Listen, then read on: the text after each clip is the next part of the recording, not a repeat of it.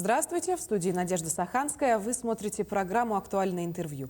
15 января 2011 года – День образования Следственного комитета Российской Федерации. На долю Следственного комитета приходится расследование самых опасных, громких и серьезных преступлений. От качественного расследования уголовных дел, оперативного раскрытия преступлений, эффективного противодействия преступности зависит социально-экономическая стабильность и благополучие населения региона. Сегодня гость нашей студии Иннокентий Сивцев, исполняющий обязанности руководителя Следственного управления Следственного комитета России по Якутии. Иннокентий Иннокентьевич, здравствуйте. Здравствуйте, уважаемые телезрители. Следственный комитет России отмечает 11-летие. Расскажите, пожалуйста, об основных достижениях вашего следственного управления, чего удалось достичь и над чем еще предстоит поработать.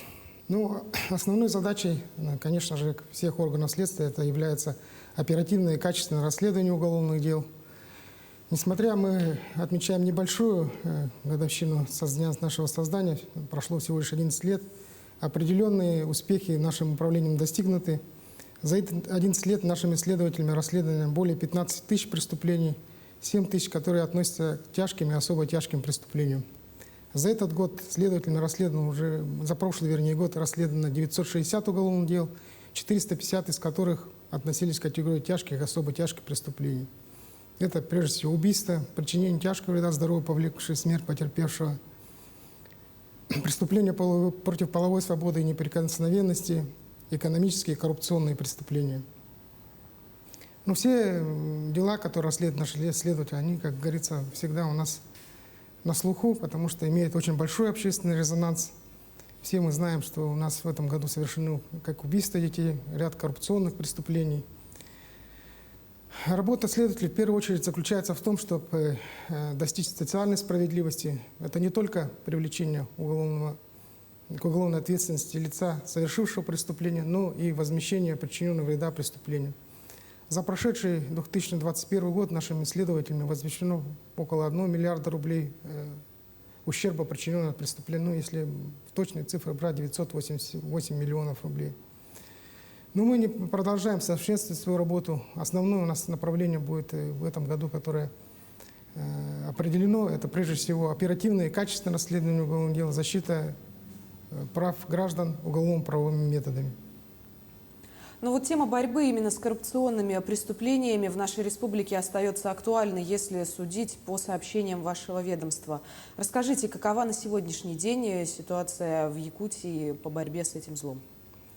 Выявление коррупционных преступлений это, конечно же, сложный процесс, потому что, как правило, лица, которые совершают данное преступление, принимают меры к их сокрытию. Что касается прошлого года, у нас произошло увеличение количества дел, оконченных производством, то есть более 60 дел закончены коррупционной направленности. К уголовной ответственности привлечены чиновники различного ранга, сотрудники правоохранительных органов, в том числе из-за совершения взятки, за получение взяток. Всего арестовано имущество по коррупционным преступлениям за прошлый год на сумму 91 миллион в ходе расследования уголовных дел. Но работа эта кропотливая, конечно, требует прежде всего взаимодействия с оперативными подразделениями, которые у нас, конечно же, налажено, и мы продолжаем эту работу. Думаю, что в этом году она тоже принесет положительные результаты.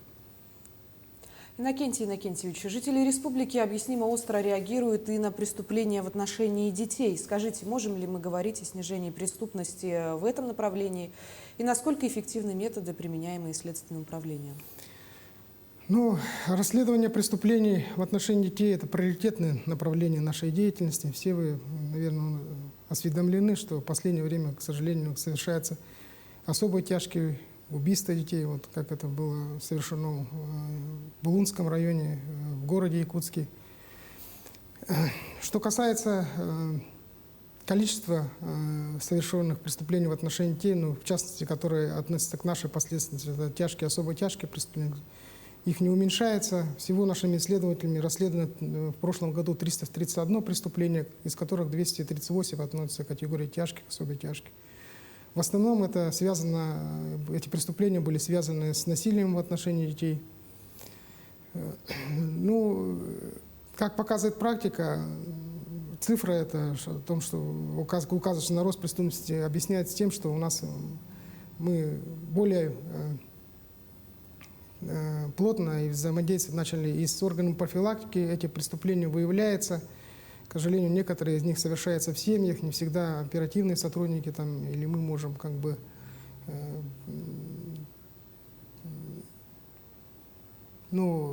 попасть в эту семью своевременно, выявить эти преступления. Ну, самая лучшая профилактика таких преступлений, конечно, неотвратимость наказания. Также тема нападения бездомных собак на жителей республики в последнее время актуальна как никогда. Скажите, как складывается ситуация с этой проблемой?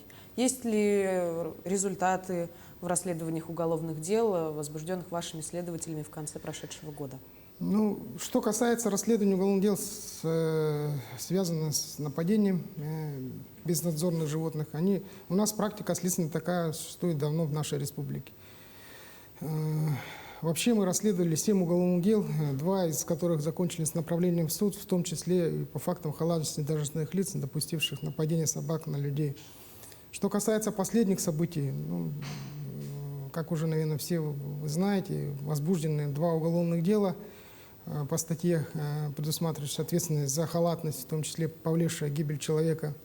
Сейчас проводится активная фаза следственных действий по установлению обстоятельств совершенного преступления и установления лица, возможно, причастного к нему. Этот процесс достаточно сложен в связи с тем, что у нас есть проблемы и с применением законодательства, есть проблемы и с обеспечением финансирования на борьбу, значит, с безнадзорными животными. Поэтому как бы говорить о каких-то результатах еще рано, но я могу заверить телезрителей, что результаты мы все равно к какому-то придем и выявим, по крайней мере, причинные условия, способствующие совершению этих преступлений, примем меры к их устранению. И думаю, что эффективность от нашего расследования все-таки будет. Следственный комитет выделяется из системы правоохранителей тем, что занимается особыми преступлениями, наиболее резонансными, особо тяжкими. Наверняка вам в этом помогают и другие ведомства. Как вы взаимодействуете и, что немаловажно, с кем? Ну, конечно же, процесс расследования уголовного дела, все вы, наверное, смотрите художественные фильмы, это сложный процесс. Но на самом деле этот процесс не состоит из одного следователя. Вообще это в этот процесс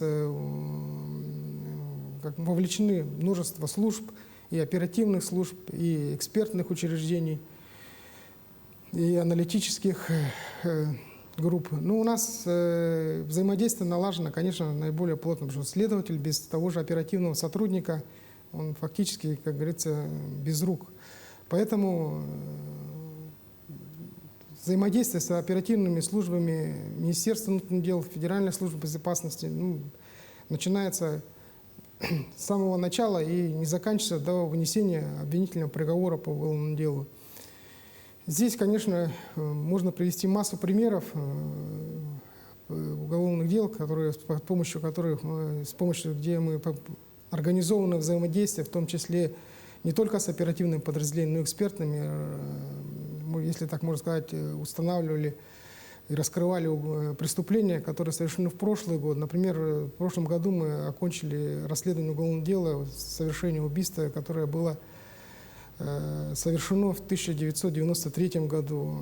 Изнасилование несовершеннолетней, которое было совершено в 2000 году. При этом мы при расследовании последнего преступления использовали современные технологии, которые позволили нам экспертные исследования на уровне ДНК установить лицо, причастное к совершению преступления, проверив его по соответствующим учетам. И он отбывал наказание в другом регионе, соответственно, за другое преступление. Но благодаря слаженной работе следователей, оперативных сотрудников, преступление было раскрыто и понес наказание по истечению уже большого количества лет. Насколько сложно сегодня работать следователем Следственного комитета? Наверняка есть какие-то требования к этой профессии и социальные гарантии, которые помогают вашим подчиненным.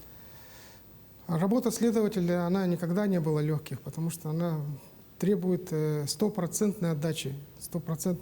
Поэтому, если сказать кратко, то следователь когда он проходит службу, он не предоставлен сам себе, он всегда зависит от своей службы, от своей работы. Соответственно, социальные гарантии по этой же причине у нас, как говорится, на высоком уровне: достойная заработная плата, социальное обеспечение, льготы различные, в том числе и досрочный выход на пенсию. Тем не менее, мы людей, своих следователей берегем прежде всего, потому что темп работы очень интенсивный и очень сложная работа, если можно так сказать.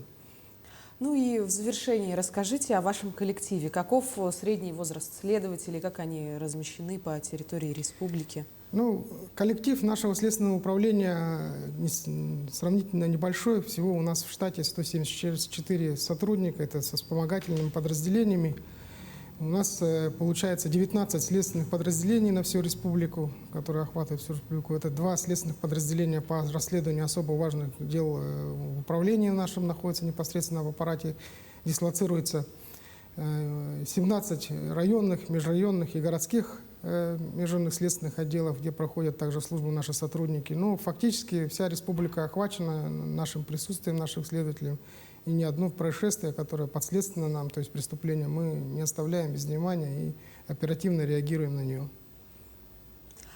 Благодарю вас, Иннокентий Иннокентьевич. Пользуясь случаем, разрешите поздравить вас с вашим профессиональным праздником. Спасибо. Спасибо. Я тоже, пользуясь случаем, поздравляю коллег с наступающим нашим профессиональным праздником. Хотелось бы пожелать прежде всего профессиональной удачи, карьерного роста, и здоровья, которое в наше неспокойное время тоже актуально. Счастья и удачи вам и вашим близким. Спасибо большое за то, что согласились стать нашим сегодняшним гостем. А я напомню, вы смотрели программу «Актуальное интервью». Берегите себя. До встречи.